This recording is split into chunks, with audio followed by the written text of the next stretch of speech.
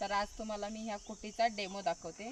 तर हा कापलेला काल कापलेला आहे, काल सकाळी कापलेला मक्का आहे आणि आपण तसंच आपण ह्याला सावलीत ठेवलेला होता।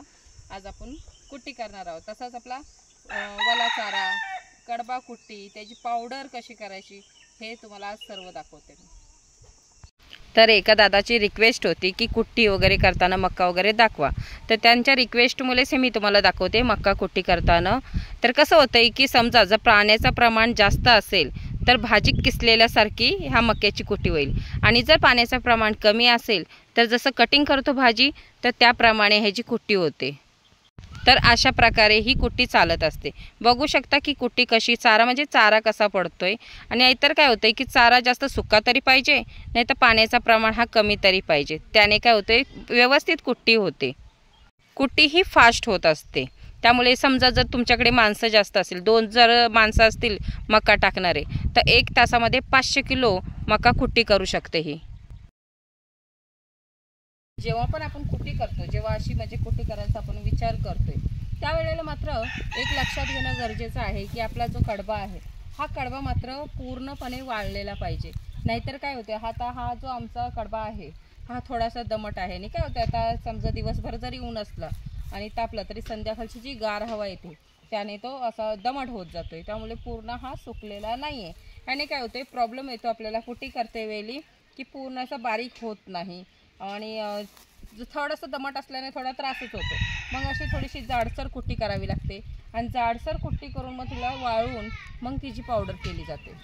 हे अशा प्रकारे कुट्टी होत आहे, आणि हा जाडी कुट्टी करत आहे। ही जाडी कुट्टी करायचं कारण म्हणजे काय होतंय की जो आपला कडबा आहे तो दमट आहे, आणि डायरेक्ट जर कुट्टी करायला गेलं तर अडकून बसतो। त्यामुळे ही जाडी कुट्टी करायचं, आणि जाडी कुट्टी करून मग आपण सुकत घातलेला 1 दिवस किंवा त्याचा संध्याकाळनं बारीक भुस्सा व्यवस्थित प्रमाणे होतो। त्यामुळे आपल्या कुट्टीलाही त्रास होत नाही आणि आपल्यालाही काही प्रॉब्लेम येत नाही।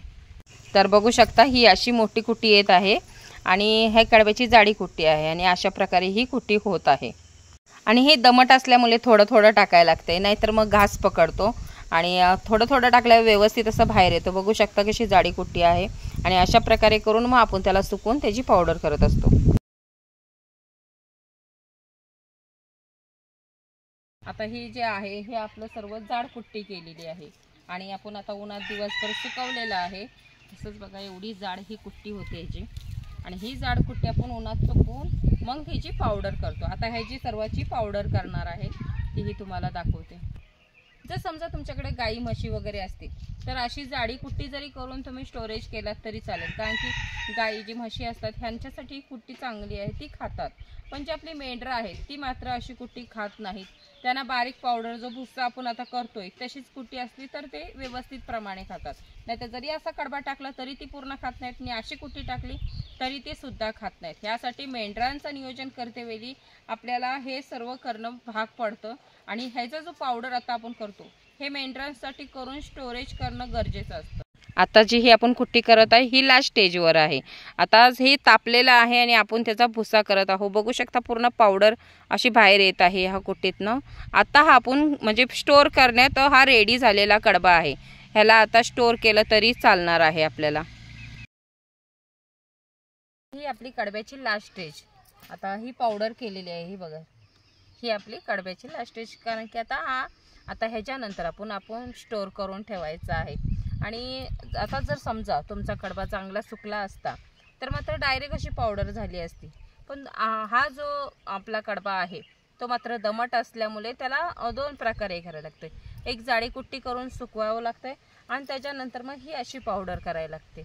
आता मात्र जर असा तुम्ही हा भुस्सा जो आहे आपण कडब्याचा केलेला अशा प्रकारे जर आता मेंढरांना घातला तर मात्र ह्याच्यातलं काहीही शिल्लक राहणार नाही, आणि जर जाडी कुट्टी करून घातली तर तीही खाणार नाही, आणि तसाच जर कडबा टाकला तर फक्त त्याचा पाला खाणार आहेत, त्याचे दाणके वगैरे काहीही मेंढरं खाणार नाहीत। मग कसं आहे की आता आपल्याकडे जी ही कुट्टी आहे ह्या कुट्टीचा हेच फायदा आहे की आपल्याला म्हणजे आता एवढा जाड कडबा आहे त्या कडब्याची अशी पावडर करता येते, आणि त्याच्यासोबतच आपण ज्या त्याच्यात सिस्टम आहेत जसे चाळणी वगैरे आहेत, मग तुम्ही कुठल्याही प्रकारचं समजा आता तुमची मेंढरं असली तर अशी बारीक कुट्टी करू शकता, जर तुमची गुरं असली तर जाडी कुट्टी करू शकता।